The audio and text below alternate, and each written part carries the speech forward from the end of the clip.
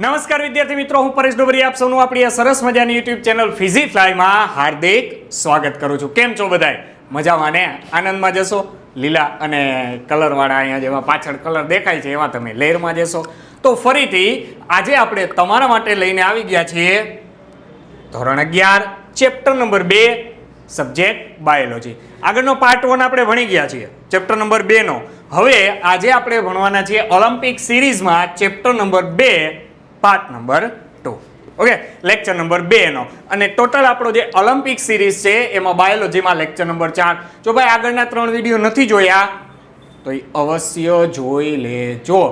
એટલે તમને નીટની અંદર 360 માંથી 360 લાવવા માટે સેનિરીટા કોઈ રોકી શકશે નહીં. તો એના માટે અગેન આપણે ફરીથી આપણા બાયોલોજીના જે કિંગ છે, માસ્ટર માઇન્ડ છે, એને ફરીથી ઇન્વાઇટ કરીએ. તો વેલકમ ભાવિન પટેલ સર. નમસ્તે સર. નમસ્તે. તો વોટ્સઅપ ડૂડ લાગી ગયું. હવે એ તો રહેવા દો તમે. ચલો, તો આજે આપણે બાયોલોજીની અંદર ચેપ્ટર 2 ની આગળ કંઈક સાહેબ ચર્ચા કરવાના છીએ. તો એના માટે વિડીયોમાં અંત સુધી બન્યા રહેજો. લાઈક કરવાનું, શેર કરવાનું અને ચેનલને સબસ્ક્રાઇબ કરવાનું ભૂલાય નહીં. અભી કે અભી. તો જ 360 માંથી 360 આવશે ભાઈ, નહીતર 360 આવશે નહીં. ચલો, તો આજે સાહેબ આપણે પાવર પોઈન્ટ ની અંદર જ છીએ એટલે ચાલો હવે ડાયરેક્ટલી આવી જશે. તો હવે તમે આગળ વધાવો, રથને આગળ કરો, વધાવો. આગળ રથને વધાવો. આપણે અને મારા સારથી તમે છો. ચલો, તમે રથને ડાયરેક્શન આપી દીધી છે, હવે તમે એનું નેતૃત્વ કરી શકો. ઓકે, ચાલો આપણે મોનેરા સુધી જોયું હતું, પ્રોટિસ્ટાની ચર્ચા કરીએ. હવે આની અંદર છે ને હું તમને એટલી વસ્તુ કહેવા માંગીશ. સારથી પેન ક્યાં ગઈ? યસ, આ રહી પેન. ઓકે, જો મારે છે ને એક વસ્તુ કહેવી છે. મોનેરા છે ને, મોનેરા એના 3 પ્રકાર હું પાડું છું. એક છે પ્રકાશ સંશ્લેષી મોનેરા, જેને આપણે સાયનોબેક્ટેરિયા કહીશું. બીજાને હું કહીશ વિઘટક મોનેરા, વિઘટક બેક્ટેરિયા. અને ત્રીજાને હું કહીશ પરોપજીવી બેક્ટેરિયા, કે જે આપણને રોગ કરે. હવે બન્યું છે એવું કે જે પ્રકાશ સંશ્લેષી બેક્ટેરિયા છે, પ્રકાશ સંશ્લેષી બેક્ટેરિયા છે એનો જે ઉદ્વિકાસ થયો ને, એટલે પ્રકાશ સંશ્લેષી પ્રોટિસ્ટા આવ્યા. કોણ આવ્યું? પ્રકાશ સંશ્લેષી પ્રોટિસ્ટા. વિઘટક બેક્ટેરિયા છે એનો ઉદ્વિકાસ થયો ને, એટલે વિઘટક પ્રોટિસ્ટા આવ્યા. વિઘટક પ્રોટિસ્ટા. અને પરોપજીવી બેક્ટેરિયા છે એનો ઉદ્વિકાસ થયો એટલે પરોપજીવી પ્રોટિસ્ટા આવ્યા. હવે પરોપજીવી પ્રોટિસ્ટાને શું કહીએ છીએ? આપણે પ્રજીવ કહીએ છીએ. વિઘટક પ્રોટિસ્ટા છે એને આપણે શું કહીએ છીએ? સ્લાઇમ મોલ્ડ કહીએ છીએ. અને પ્રકાશ સંશ્લેષી પ્રોટિસ્ટા ડાયટોમ્સ અને ડાયનોફ્લેજેલેટ્સ વાળું. તો એ ડાયટોમ્સ અને ડાયનોફ્લેજેલેટ્સ છે, યુગ્લિનોઇડ્સ છે. હવે થયું શું? ડાયટોમ્સ, ડાયનોફ્લેજેલેટ છે એનો આગળ ઉદ્વિકાસ થયો ને, એટલે વનસ્પતિ સૃષ્ટિ જે છે એ અસ્તિત્વમાં આવી. આનો ઉદ્વિકાસ થયો સ્લાઇમ મોલ્ડનો, એટલે ફૂગ સૃષ્ટિ અસ્તિત્વમાં આવી. અને પરોપજીવી પ્રોટિસ્ટા મીન્સ કે પ્રજીવો, મીન્સ કે મોટીબા, અમીબા, પેરામિસિયમ, એનો ઉદ્વિકાસ થયો એટલે પ્રાણી સૃષ્ટિ અસ્તિત્વમાં આવી. તો કહેવાનો મતલબ શું છે કે આ જે પ્રોટિસ્ટા છે, આ જે પ્રોટિસ્ટા છે તે એક બાજુએ વનસ્પતિ, ફૂગ અને પ્રાણી સૃષ્ટિ, અને બીજી બાજુએ મોનેરા સૃષ્ટિ છે એની સાથે જોડતી કડી છે. તો આપણને આ જે પહેલો ફકરો છે એની શરૂઆતની જે લાઈન છે એમાં જે કહે છે કે સીમાઓ સારી રીતે સ્પષ્ટ નથી. કેમ? તો કે આની અંદર વનસ્પતિ જેવા લક્ષણો ધરાવતા પ્રકાશ સંશ્લેષી, ફૂગ જેવા લક્ષણો ધરાવતા વિઘટક અને પ્રાણી જેવા લક્ષણો ધરાવતા પરોપજીવી પ્રોટિસ્ટા પણ સમાવિષ્ટ છે. તો એક બાજુ મોનેરા અને બીજી બાજુ આ ત્રણેય જે છે એને જોડતી કડી છે. કોણ? પ્રોટિસ્ટા. ચલો, તો આ વસ્તુ ખાસ ધ્યાન રાખવાની છે. જોડતી કડી કોણ છે? ત્યારબાદ આગળ જોઈએ આપણે.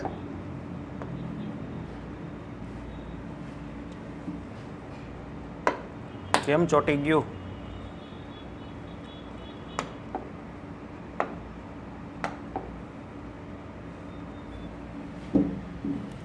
અચ્છા, આ બાજુ આવી ગયું. Okay, next. ચલો, આ જે એના પછીની જે લાઈન છે ને એની અંદર ખાસ ધ્યાન રાખવાનું છે કે પ્રોટિસ્ટા જે છે પ્રોટિસ્ટા એની અંદર લિંગી પ્રજનનમાં જન્યુનું પણ નિર્માણ થાય છે અને સાથે સાથે ફલિતાંડનું પણ નિર્માણ થાય છે. ચાલો, જન્યુનું નિર્માણ ક્યાં આપ્યું છે આપણને? જુઓ, મોનેરા છે ને, મોનેરા, પ્રોટિસ્ટા, ફૂગ, વનસ્પતિ અને પ્રાણી. પહેલી વસ્તુ કે આ 5માં લિંગી પ્રજનન જોવા મળે, પણ મોનેરા સિવાયના આ બધાય જે છે ને એની અંદર લિંગી પ્રજનનમાં જન્યુનું નિર્માણ થાય. મોનેરા જે છે એની અંદર જન્યુનું નિર્માણ થતું નથી, એમાં ડાયરેક્ટ DNA એક્સચેન્જથી લિંગી પ્રજનન થાય. તો આપણે ખાસ જોવાનું છે, મોનેરાની અંદર ફલિતાંડનું નિર્માણ ન થાય. પ્રોટિસ્ટા છે તો એમાં થાય. આ જન્યુનું નિર્માણ ક્યાં આપ્યું? તો કે 12થની અંદર જે મેલેરિયાની જે લાઈફ સાયકલ છે તો એની અંદર આપણે સ્ટડી કરીએ છીએ કે આપણા બ્લડની અંદર જે આરબીસી છે ને આરબીસીની અંદર જ્યારે લિંગી અવસ્થા આવે ત્યારે જન્યુનું નિર્માણ થાય ને આ જન્યુવાળું બ્લડ છે મચ્છર ચૂસે છે અને મચ્છરના આંતરમાર્ગમાં જન્યુઓ છે એનું ફલન થાય. તો આ વસ્તુ આપણે ખાસ જોવાની છે. ત્યાર પછી ક્રાઇસોફાઇટ્સ અથવા તો હું આને કહીશ પ્રકાશ સંશ્લેષી પ્રોટિસ્ટા. 2 પ્રકાર, ડાયટોમ્સ, ડેઝમિડ અથવા સોનેરી લીલ. હવે આપણને જે પણ માહિતી છે ને એ ડાયટોમ્સની આપેલી છે. ડાયટોમ્સની અંદર તમે જોશો ને તો લગભગ બધી જ લીટીઓ ભૂતકાળની અંદર PYQની અંદર પૂછાયેલી છે. તેમ છતાં આપણે શું ધ્યાન રાખવાનું છે? પહેલું ધ્યાન રાખવાનું છે કે નિષ્ક્રિય રીતે તરતા વનસ્પતિ પ્લવકો. નિષ્ક્રિય રીતે તરવું એટલે શું? તો કે પાણીનું જે વહેણ છે એ જે ડાયરેક્શનમાં હોય ને એ ડાયરેક્શનની અંદર આ તરે. સક્રિય રીતે તરવું એનો મતલબ શું? કે એ પાણીના વહેણથી વિરુદ્ધ દિશામાં પણ જઈ શકે અથવા તો સક્રિય રીતે તરવું એનો મતલબ એવો થાય કે પોતાની ઈચ્છા મુજબ ગમે તે જગ્યાએ જઈ શકે. બીજું આપણને ખ્યાલ જ છે સાબુના બોક્સ જેવી બંધ બેસતી, એટલે કે ઉપરની જે દિવાલ છે ને એ સહેજ મોટી છે, નીચેની જે દિવાલ છે એ નાની છે. આવી રીતે એની કોષ દિવાલ છે, અવિનાશી છે. ખાસ હું તમને કહીશ ધ્યાન રાખવા જેવું કે આની જે કોષ દિવાલ છે ને એમાં આની કોષ દિવાલમાં સિલિકા જોવા મળે છે, રેતીવાળી. આની કોષ દિવાલમાં સિલિકા જોવા મળે છે. જ્યારે પ્રજીવ જે છે, અમીબા છે, દરિયાઈ અમીબાસમ પ્રજીવો છે એની અંદર કોષરસ પટલમાં આપણને સિલિકા જોવા મળે છે. તો આ વસ્તુ ધ્યાન રાખવાની છે. બાકી આપણને ખ્યાલ જ છે મહાસાગર છે એના મુખ્ય ઉત્પાદકો છે. એક લાઈન જેને કહેવાય કે પૂછાયેલી છે તો બધી જ વસ્તુ જોવાની છે. આ વસ્તુ ધ્યાન રાખવાની છે. નિષ્ક્રિય રીતે તરવું એનો મતલબ શું થાય? સાબુનું બોક્સ, કોષ દિવાલ, અવિનાશી શું કામ છે? તો કે એની કોષ દિવાલ છે એની અંદર વસ્તુ છે. પ્લસ જે મરી ગયા પછી એ તૂટતા નથી કારણ કે એની કોષ દિવાલ થોડીક મજબૂત છે તો એ ભેગા થાય, ડાયટોમિયસ અર્થ બને. અને એનો ઉપયોગ શું છે? તો કે એનો ઉપયોગ આ ચાસણીના ગાળણની અંદર થાય, તેલ અને ચાસણીનું ગાળણ, એટલું જ. આનાથી વધારે ઘણું બધું છે. આપણે NCERTને જસ્ટ ફોલો કરવાની છે. નેક્સ્ટ ડાયનોફ્લેજેલસ. ડાય એટલે 2, ફ્લેજેલા એટલે કસા. તો આ લોકોની અંદર શું ધ્યાનમાં રાખવાનું છે? પહેલી વસ્તુ, આ લોકોની અંદર એક લાઈન જોવાની છે પણ ક્યાં ભૂલ ન થાય એ જોવાનું છે. ડાયનોફ્લેજેલેટ્સ છે ને એની અંદર ચાલો પહેલાં તો મુખ્ય રંજક દ્રવ્યને આધારે પીળા, લીલા, બદામી, વાદળી કે રાતા રંગના, તો આ દરેક રંગ છે ને એ આપણને એક્ઝેક્ટલી ખબર હોવી જોઈએ. એક્ઝેક્ટલી તેમની કોષ દિવાલ બહારની સપાટી ઉપર અક્કડ સેલ્યુલોઝની તકતીઓ ધરાવે છે. તો આવી રીતની તકતી હોય, આ સેલ્યુલોઝની તકતી, અક્કડ સેલ્યુલોઝની તકતી. તેમાંના ઘણા 2 કસા ધરાવે છે. એક આયામ રીતે પથરાયેલી છે જ્યારે બીજી દિવાલની તકતીઓની વચ્ચેની ખાંચમાં આડી ગોઠવાયેલી છે. એક આમ છે, એક આમ છે.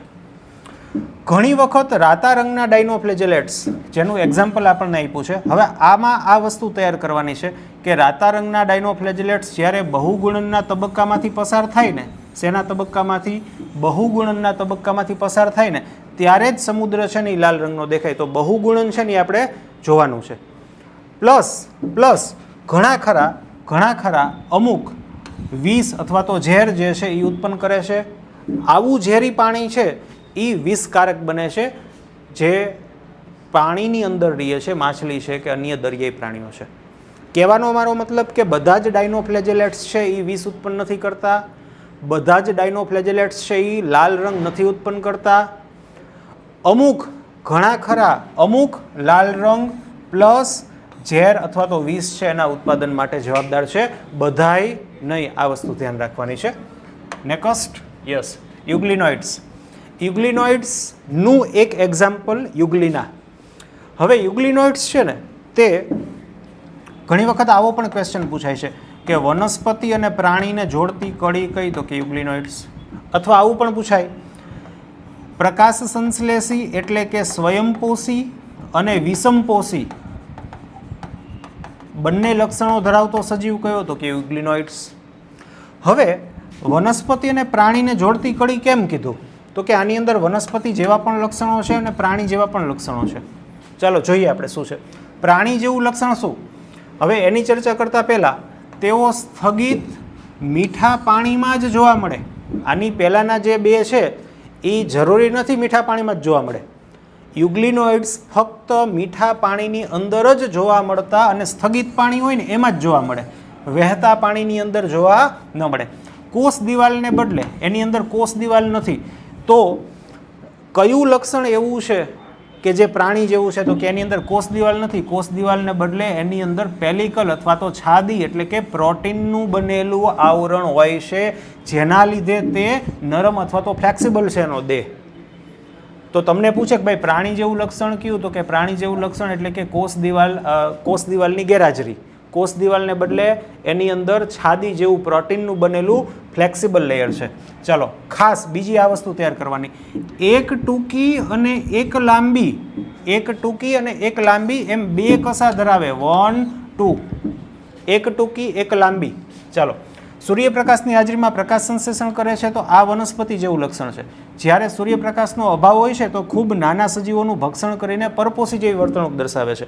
તો તમને પૂછે કે ભાઈ વિષમપોષીના કેસમાં એની પોષણ પદ્ધતિ કઈ થાય, તો કે એની પોષણ પદ્ધતિ એ શું કરે છે, ભક્ષણ કરે છે. કોનું?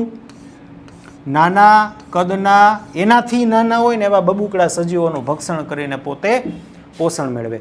તો ઓલ ઓવર પ્રાણી જે છે એના લક્ષણો કયા, તો કે કોષ દિવાલની ગેરહાજરી, એને બદલે પેલિકલ.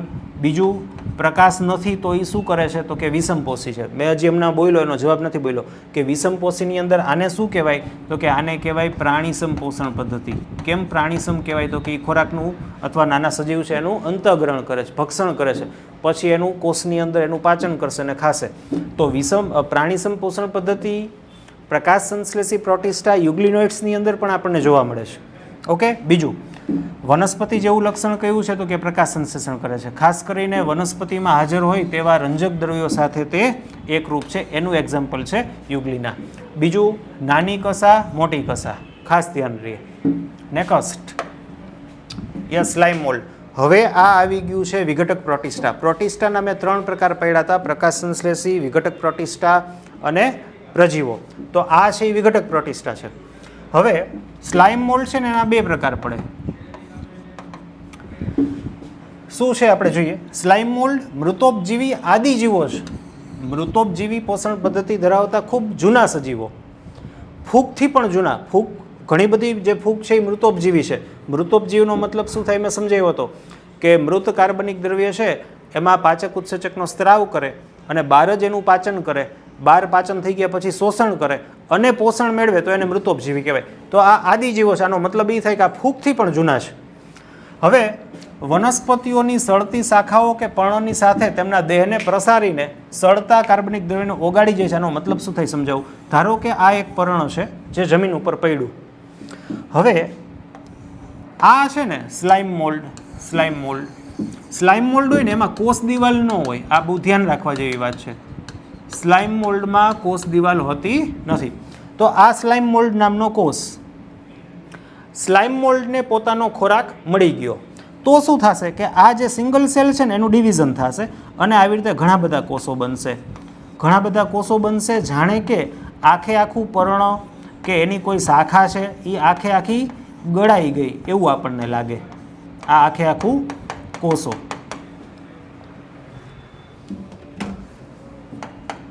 ચાલો, આવી રીતનું થયું. વચ્ચે આ છે એ કોષ કેન્દ્ર છે, એના કોષ દિવાલ હોતી નથી. હવે પછી આ જે ગળાઈ જવું એનો મતલબ શું થાય, તો કે આખે આખું એને ઘેરી જાય. અહીંયા આપણે કલ્પના કરવાની છે. મર્મ સમજવાનો. ગળાઈ જવું એટલે આ કોષો દ્વારા આખે આખું પર્ણ છે ને એ ગળાઈ ગયું. હવે પછીનું સ્ટેપ શું છે? પછીનું સ્ટેપ છે કે એની જે કોષરસપટલ છે, કોષરસપટલ છે, આ કોષરસપટલનું વિઘટન થઈ જાય. કોષરસપટલનું વિઘટન એટલે કે આ પર્ણ છે અને હવે હું વચ્ચેનું જે કોષરસપટલ છે કાઢી નાખું તો આની ઇમેજ કંઈક આવી થઈ જાય અને આ જે વચ્ચેનું પર્ણ છે મને દેખાય નહીં. તો મને શું દેખાય? તો કે વચ્ચે મને ઘણા બધા શું દેખાય? કોષ કેન્દ્ર. ઘણા બધા કોષ કેન્દ્ર. હવે આ જે અવસ્થા આવે ને, આ અવસ્થાને પ્લાઝ્મોડિયમ અવસ્થા કહેવાય. પ્લાઝ્મોડિયમ અવસ્થા. ખાસ ધ્યાન રાખવાનું છે, આપેલ કેસની અંદર પ્લાઝ્મોડિયમ જીવનચક્રની એક અવસ્થા છે. જ્યારે પ્રજીવોના કેસમાં પ્લાઝ્મોડિયમ વાઇવેક્સ, પ્લાઝ્મોડિયમ મેલેરિયાઈ કે ઓવેલ, આ પ્લાઝ્મોડિયમ જે છે એ પ્રજાતિનું નામ છે. આ પ્લાઝ્મોડિયમ અવસ્થા કહેવાય. હવે શું થાય જોજો, તેઓ એકત્રિત થઈને પ્લાઝ્મોડિયમ કહેવાતું સ્વરૂપ બનાવે છે જે વિકાસ પામીને કેટલાક ફૂટ સુધી ફેલાય છે. તો આ વનસ્પતિનું પર્ણ છે કે મોટી શાખાઓ હોય તો આખે આખી શાખા છે એ આ કોષો દ્વારા ગળાઈ જાય તો એ આટલું લાંબુ બને. મીન્સ કે આ જે પ્લાઝ્મોડિયમ રચના છે એ કેટલાક ફૂટ સુધી ફેલાય છે. પ્રતિકૂળ પરિસ્થિતિ દરમિયાન પ્લાઝ્મોડિયમ વિભેદિત થઈને તેમની ટોચના ભાગે બીજાણુઓ ધરાવતી ફડકાઈ બને. હવે શું થાય? પહેલાં તો આવું જે રચના બની ગઈ પ્લાઝ્મોડિયમ, પ્લાઝ્મોડિયમ અવસ્થા એ કેવી અવસ્થા છે? તો કે અકોષીય અવસ્થા છે. કારણ કે આમાં આપણને કોઈ સેલ દેખાતો નથી, કોષ દેખાતો નથી, કોષો બધાય ભેગા થઈ ગયા છે, બહુ કોષ કેન્દ્રીય અવસ્થા જેવું થઈ ગયું છે. હવે આ લોકો શું કરે? હવે આ લોકો ઉત્સેચકનો સ્ત્રાવ કરે અને એની નીચે પર્ણ કે કોઈ પણ કાર્બનિક દ્રવ્ય હોય એનું વિઘટન કરે ને પોતે શોષણ કરે. હવે ઇનકેસ એવું બને છે કે આ જે પણ જગ્યાએ છે ત્યાં પર્યાવરણીય પરિસ્થિતિ છે એ માફક આવતી નથી. તો આવા કેસમાં શું થાય કે આ જે કોષ છે, કોષ કેન્દ્રો છે, હવે શું થાય? આ જે ભાગ છે ને આવી રીતે, આ જે ભાગ છે આવી રીતે આમ ઉપર વિકસે અને આવી રચના બને જેને કહેવાય ફડકાઈ. અને એની અંદર આ બધા કોષ કેન્દ્રો,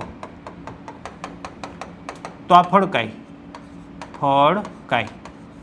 પછી શું થાય કે આ જે કોષ કેન્દ્ર છે એની ફરતે કોષરસપટલ, એની ફરતે કોષ દિવાલ અને એની ફરતે હજી ત્રીજું કવચ એટલે કે આ બની જાય બીજાણુ. ખાસ ધ્યાન રાખવાનું છે શું? કે આની અંદર જે બીજાણુઓ છે તે હકીકતે સાચી કોષ દિવાલ ધરાવે છે.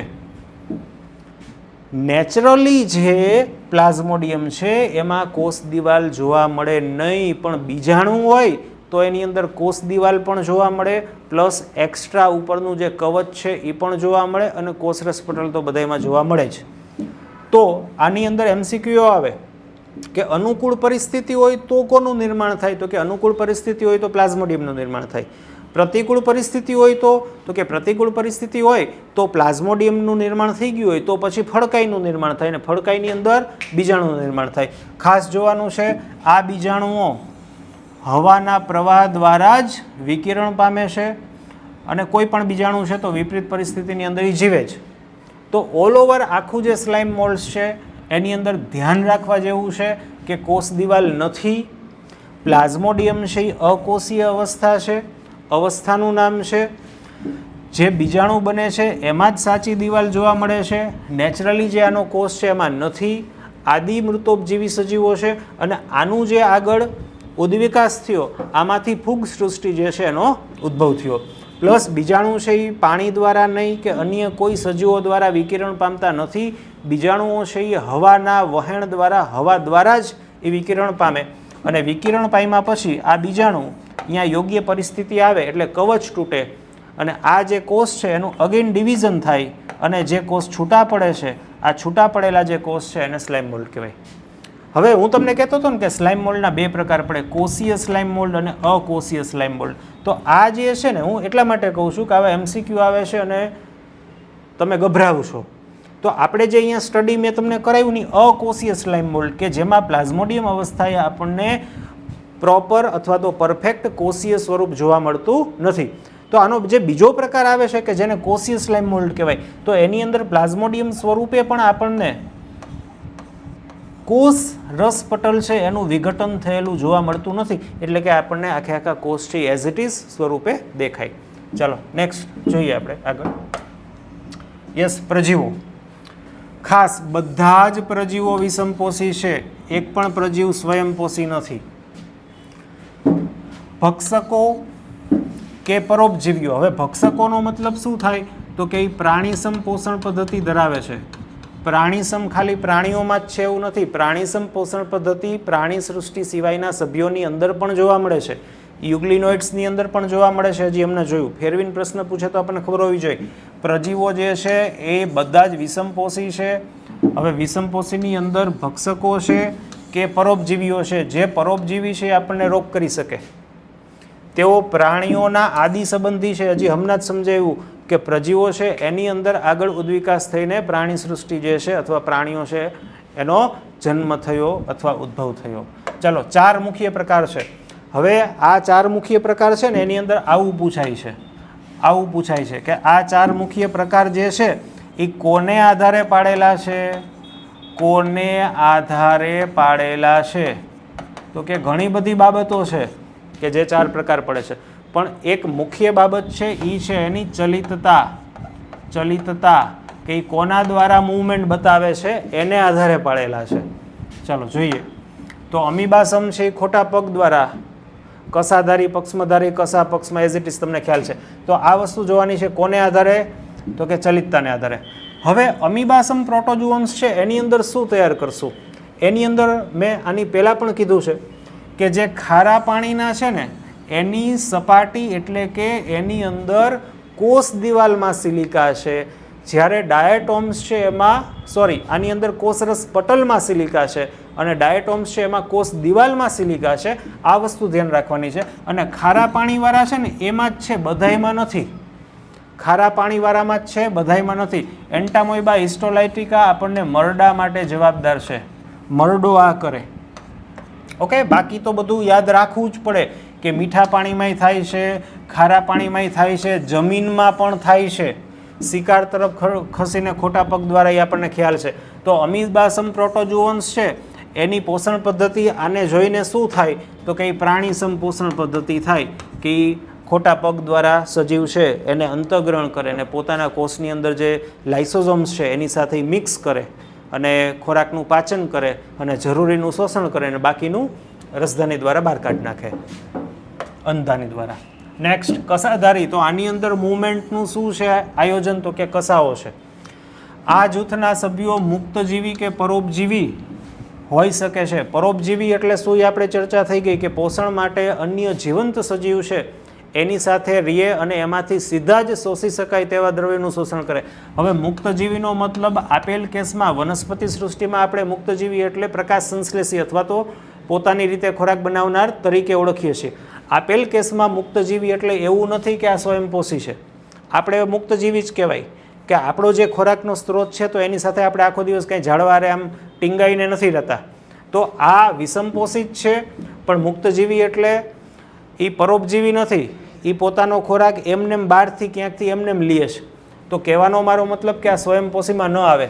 તમને ખ્યાલ જ છે કે વારે વારે આની અંદર પૂછાય છે ટ્રેપેનોસોમા પરોપજીવી સ્વરૂપો ઊંઘવાની બીમારી જેવા રોગો સાથે કનેક્ટેડ છે. તો ઘણી વખત આમાં એવું પણ બાળકોને એવું થાય કે ભાઈ ઊંઘવાની બીમારી એટલે શું? ઊંઘ આવે કે ન આવે શું થાય? તો એની અંદર વધારે ડિટેલમાં પડવાની જરૂર નથી, પણ તમને ટૂંકમાં કહી દઉં કે આપણી જે સ્લીપ સાયકલ છે ને આખી ખોરવાઈ જાય. ઊંઘવા જાગવાનું જે ચક્ર છે એ આપણું આખું ખોરવાઈ જાય. તો મુક્તજીવી કે પરોપજીવી આ વસ્તુ ધ્યાન રાખવાનું છે. આની પહેલાંમાં સિલિકા ક્યાં હોય છે એ જોવાનું છે, ભીની જમીનમાં છે એ પણ જોવાનું છે. યસ, પક્ષમધારી પ્રોટોજુઅન્સ, ચંપલ. ચાલો, આની અંદર ખાસ ધ્યાન રાખવાનું છે કે આ પક્ષમધારી, આની અંદર ધીસ ઇઝ બુલેટ અથવા તો અન્નમાર્ગના પોલાણ જેવી રચના. અન્નમાર્ગના પોલાણ જેવી રચના. આ એની દિવાલ ઉપર આપણને અસંખ્ય, ઘણી બધી સંખ્યામાં આપણને પક્ષમો જોવા મળે છે.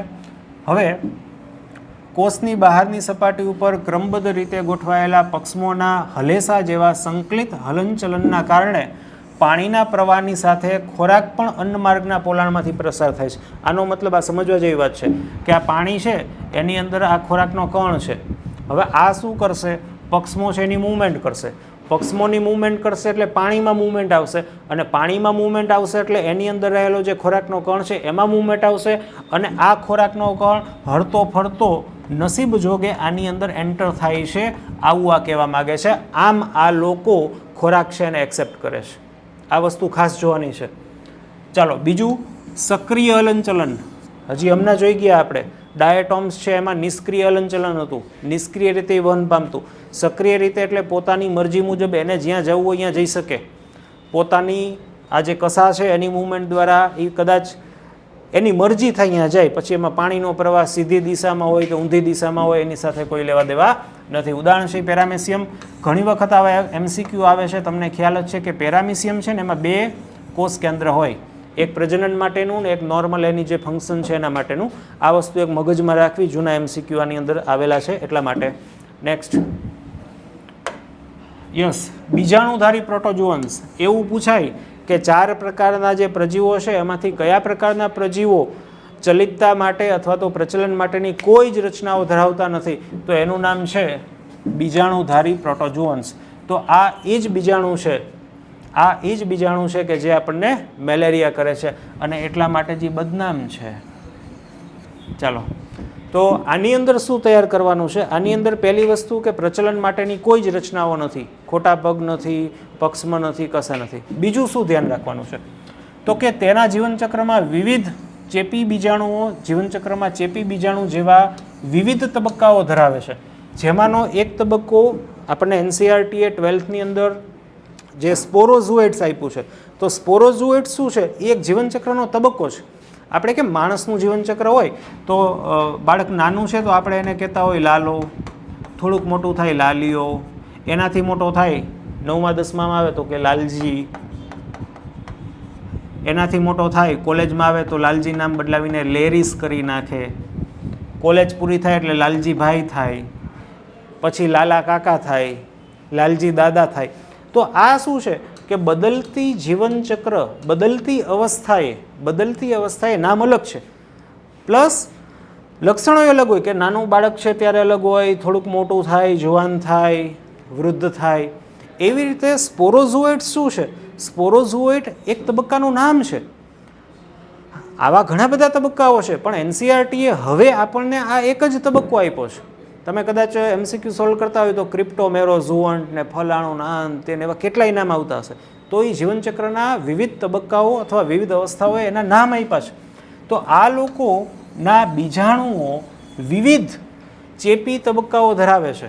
તો આની અંદર ખાલી આપણે એટલું જ ધ્યાન રાખવાનું છે કે પ્રચલન માટેનું કોઈ અંગ નથી, વિવિધ અવસ્થાઓ, વિવિધ બીજાણુઓ, અને આ જે પ્લાઝ્મોડિયમ છે એ પ્રજાતિનું નામ છે. આ પ્લાઝ્મોડિયમ જાતિનું કે કોઈ અવસ્થાનું નામ નથી. જ્યારે આપણે જે ઓલું જોયું તો એ વસ્તુ અલગ હતી. હવે યસ, ફૂગની અંદર આ ફકરામાંથી આપણે શું કરશું? ચાલો, ફૂગ વિષમપોષી સજીવોની આગવી સૃષ્ટિ છે, આપણને ખબર છે. બાહ્યકાર રચના નૈસર્ગિક નિવાસસ્થાનમાં વિવિધતા દર્શાવે છે, ખબર છે અમુક અહીંયા. હવે જો આ બ્રેડ ઉપર તાતણા જેવી થાય છે, નારંગીનો સડો થાય છે એ ફૂગના કારણે, તો આ છે ને આગળ આવવાનું છે. ફાઇકોમાઇસેટિસ ભણશો એટલે આગળ આવશે. નારંગીનો સડો છે ને એ નથી આવતું, તો આપણું જે ધ્યાન કે આપણું જે માર્કિંગ છે ને અહીંયા આવવું જોઈએ. નારંગીનો સડો આ લાઇનમાં ન હોવું જોઈએ. નેક્સ્ટ, ફૂગના કારણે થાય છે ને સામાન્ય મશરૂમ તમે ખાઓ છો તો મશરૂમ આવવાનું છે. બિલાડીનો ટોપ, ટોડ સ્ટૂલ આવવાનું છે, આ પણ ફૂગ છે. રાઈના પર્ણ પર જોવા મળતા સફેદ ટપકા, તો રાઈના પર્ણ ઉપર જોવા મળતા સફેદ ટપકા છે ને એ પાછળ નથી આવવાનું, તો એ આપણને ખબર હોવી જોઈએ. તો વળી પાછું માર્કિંગ અહીંયા થવું જોઈએ. પછી કેટલીક એકકોષીય ફૂગ ઈસ્ટ, આપણને ખબર છે. બ્રેડ જવનો દારૂ બનાવવા માટે થાય છે, આપણને ખબર છે, 12થમાં આવે છે. બીજી કેટલીક ફૂગ વનસ્પતિ પ્રાણીમાં રોગ ઉત્પન્ન કરે છે. પક્ષીનિયા ફૂગને કારણે ગેરું થાય છે, તો આ પાછળ આવવાનું છે. આ વાંચવાનું જ નથી, આ પેજ આવે, આ ફકરો આવે, 2 જ વસ્તુ જે છે એ માર્કિંગ હોવું જોઈએ. વિષમપોષી છે આપણને ખબર છે. તો નારંગીનો સડો છે, રાઈના પર્ણ ઉપર સફેદ ટપકાની વાત છે, કાળા નહીં, જાંબલી નહીં, સફેદ. પ્રતિજૈવિક દ્રવ્ય આપણને ખબર છે, ભણીએ છીએ, પેનિસિલિન, તો આ વાંચવાનું જ નથી. સર્વત્ર સ્થાનની અંદર જોવા મળે છે, હવા, પાણી, જમીન બરાબર છે, રેડી. પ્રાણીઓના શરીરમાં હોય, વનસ્પતિમાં હોય તો જ આપણને થાય. આ એક જોવાનું છે કે તે હુંફાળી અને ભેજવાળી જગ્યાએ વિકાસ પામવાનું પસંદ કરે છે. જો આપણે ધાધર વ્યવસ્થિત વાંચેલું છે અને મગજમાં બેઠેલું છે તો આપણને એ પણ ખબર પડે કે ફંગલ ડિઝીઝ આપણા બોડીમાં એવી જગ્યાએ થાય છે કે જ્યાં આખો દિવસ ગરમી કે પરસેવો રહેતો હોય. તો ફૂગ છે ને આવી જગ્યાએ જ થાય. રશિયામાં ફૂગ ન થાય, બરાબર ને સાહેબ? રશિયામાં ફૂગ ન થાય. કેનેડામાં ફંગલ ઇન્ફેક્શન ડિઝીઝ ઓછા જોવા મળે કે ન થાય, કારણ કે ઠંડીના લીધે આ લોકોનો વિકાસ ન થાય. એટલા માટે તો આપણે ખોરાકને ફ્રીજમાં મૂકીએ છીએ. ફ્રીજમાં મૂકવાનું કારણ જ આ છે કે ઠંડીની અંદર એ વિકાસ પામી શકતા નથી. ઇવન સેમ વસ્તુ કે ઠંડુ વાતાવરણ હોય ને, હવે વિકાસ શું કામ નથી પામતા એની પાછળનું મેઇન આણ્વીય રીઝન એ છે કે ઉત્સેચક હોય ને, ઉત્સેચક એ ચોક્કસ તાપમાને સક્રિય થાય. તમે ટેમ્પરેચર ડાઉન કરો છો તો ફૂગ હોય કે બેક્ટેરિયા હોય કે ઇવન વનસ્પતિ હોય, આપણે શાકભાજી ફ્રીજમાં મૂકીએ છીએ તો એની અંદરના ઉત્સેચકો છે નિષ્ક્રિય અવસ્થામાં રહીએ, તો પછી એની અંદર ગ્રોથ છે આગળ થાય નહીં, એનું ડિવિઝન ન થાય એટલા માટે. અને પછી તમે જેવું બહાર લઈ લ્યો છો એટલે પાછા હતા એને એવા ને એવા. હા, જો તમે એકવાર ગરમ કરી નાખો અને ઉત્સેચકનું વિઘટન કરી નાખો, મીન્સ કે પ્રોટીન ઉત્સેચક છે એ તૂટી જાય ને એમિનો એસિડમાં કન્વર્ટ થઈ જાય, પછી તમે ગમે એટલું ઠંડુ કરો એ પછી કાંઈ થાય નહીં. એટલે ફ્રીઝ કરવું એ વધારે સારું કમ્પેર ટુ તમે ગરમ કરો. દૂધને ગરમ કરો તો વધારે સારું. ચલો, ઈસ્ટ કે જે એક કોષીય છે. હવે ઘણીવાર છે ને આવો લોચો થાય છે કે સાહેબ ઈસ્ટ છે એ એક કોષીય છે તો એક કોષીય સુકોષ કેન્દ્રને પ્રોટિસ્ટામાં ન મુકાય, આને શું કામ આમાં મૂક્યું? તો એના ઘણા બધા રીઝન છે. તો એક સાદી વસ્તુ હું તમને સમજાવું કે ફૂગ હોય ને, ફૂગ છે ને એ બે રીતે વૃદ્ધિ પામે. હું તમને ફૂગના બે પ્રકાર એવી રીતે આપું છું, વૃદ્ધિ પામવાનું ડાયરેક્શન અથવા તો પ્રકાર. એક એવી ફૂગ કે જેમ ઊભી વૃદ્ધિ પામે. આપણે જ્યારે આની સાયકલ ભણશું એટલે આપણે એની વૃદ્ધિ પણ જોશું કે બિલાડીનો ટોપ છે તો એમ ઊભી વૃદ્ધિ પામે છે, આમ વૃક્ષની માફક. જ્યારે એક એવી ફૂગ કે જે આડી વૃદ્ધિ પામે, તો જે ઈસ્ટ હોય ને, ઈસ્ટ એ આમ આડી વૃદ્ધિ પામે આમ. તો પહેલી વસ્તુ એ છે કે ઈસ્ટ એવી ફૂગ છે કે જે આડી વૃદ્ધિ પામે છે.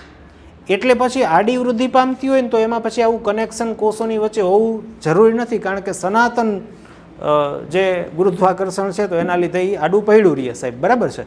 તો પહેલી વસ્તુ ઈસ્ટમાં કે આડી વૃદ્ધિ પામે છે. જે ઊભી વૃદ્ધિ પામે છે એ વૃક્ષની જેમ કે આપણને બિલાડીનો ટોપ છે એની જેમ દેખાય. બીજું એની કોષ દિવાલ. ત્રીજું એવા લક્ષણો, ખાસ કરીને જનીનિક પ્રકારના ડિટેલ લક્ષણો જે આપણે સ્ટડીમાં નથી આવતા. તો આ બધી વસ્તુ છે એ ફૂગ સાથે મેચ થાય છે. એટલા માટે એ ફૂગ સૃષ્ટિમાં છે ને એ ફૂગ જ છે. તો તમે આ વસ્તુ સમજી શકો કે ભાઈ આ એવી ફૂગ છે કે જે આડી વૃદ્ધિ પામે છે, એટલે પછી એમાં કનેક્શન ન હોય એટલે આપણે તમે સિંગલ સેલ છે એને ઉપાડી શકો છો. ચાલો, બાકી કવકતંતુ ખબર છે. કવકતંતુ છે એ કાં તો પડદાયુક્ત હોય કે પડદાવિહીન હોય. મારે તમને એવું કહેવું છે ખાસ કે પડદાવિહીન કવકતંતુ હોય ને, પહેલાં તો કવકતંતુ એટલે શું? કવકતંતુ એટલે ફૂગનો દેહ, એનાથી વિશેષ કશું નહીં. હું એમ કહું ભેંસ, તો આ ભેંસ દોરું છું, ધીસ ઇઝ ભેંસ. તો હું એમ કહું તમને કે ભાઈ તમે ફૂગનો દેહ દોરો તો તમારે આટલું જ દોરવાનું થાય, ધીસ ઇઝ ફૂગ. ફૂગનો દેહ એકીય હોય. ફૂગના દેહને કવકતંતુ કહેવાય. તો આ કવકતંતુ સેપ્ટેટ મીન્સ કે પડદાયુક્ત કે પડદાવિહીન. હવે પડદાયુક્ત હોય કે પડદાવિહીન હોય, આ પડદાયુક્ત. પડદાવિહીન હોય તો પણ આપણને વચ્ચે જોવા તો મળશે જ આવી રીતે આ કોષ કેન્દ્ર. તો આ વસ્તુ ખાસ ધ્યાન રાખવાની છે. કોષ દિવાલ આપણને ખ્યાલ છે, કાઇટિન છે, પોલિસેકેરાઇડ્સ છે, પોલિમર છે, આડા પડદાવાળું. હવે આપણે આનું છે ને બે વસ્તુ સ્ટડી કરશું નેક્સ્ટ લેક્ચરમાં. એક છે આનું આખું કોષ્ટક હું તમને બનાવીને આપીશ, તમે ઇઝીલી કેમ યાદ રાખવું કે કઈ ફૂગમાં કયું કવકતંતુ છે, એનો દેહ શું છે, વગેરે વગેરે. અને બીજું જે છે ને એ આપણે રાખશું આની લાઈફ સાયકલ, કે જેના આધારે આપણે ઘણું બધું સમજી શકાય. તો આગળનો જે આપણો સેશન છે ને કે ભાજન અથવા તો પ્રજનન, કલિકા સર્જન શું છે, કણી બીજાણુ, ચલ બીજાણુ વચ્ચેનો ડિફરન્સ શું છે, લિંગી પ્રજનનના 3 સ્ટેપ શું છે. તો સૌથી પહેલાં આપણે 3 ફૂગ, ટોટલ જે 4 વર્ગ છે એમાંથી ચોથો વર્ગ શું છે એ તો તમને ખ્યાલ જ છે કે એની અંદર લિંગી પ્રજનન થતું નથી. 3 ફૂગ જે છે ને એની સાયકલ ભણશું. સાયકલ ભણશો ને એટલે તમને ઓટોમેટિકલી ક્લિયર થશે કે લિંગી પ્રજનનના બીજાણુ શું છે, અલિંગી પ્રજનનના બીજાણુ શું છે, કોને ફળધાનિકાય કહેવાય કે કોને ધાનિકાય કહેવાય, કે બેઝિડિયોમાઇસેટિસમાં લિંગી અંગ નથી તો પણ લિંગી પ્રજનન કેમ થાય, જનનિક રીતે અલગ વિભેદો શું છે, વગેરે વગેરે. તો એની અંદર આપણે ખોટો ટાઈમ નથી બગાડવો. પણ હા, એક વસ્તુ એ કહી દઉં, એ વસ્તુ તમે મગજમાં રાખજો, તમે જોજો એ શું છે.